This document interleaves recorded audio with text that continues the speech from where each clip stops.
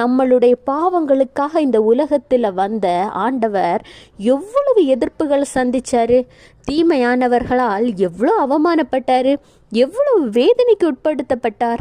அவர் எல்லாவற்றிற்கும் பதிலுக்கு பதில் செய்திருந்தா அவரை இந்த உலகத்தின் இரட்சகர் என்று நாம் சொல்லி இருக்க முடியுமா?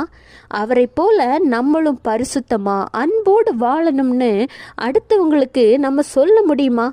அவருடைய பொறுமையும் சாந்த குணமும் மாத்திரமல்லாது தனக்கு தீமை செய்தவர்களுக்காகவே அவர் சிலுவையில் மரித்த அன்பு கடைசியில் அவருக்கு தீமை செய்தவர்களே தங்களுடைய தவறுகளை உணர்வடையும் அளவுக்கு அவர்களை கொண்டு வந்தது.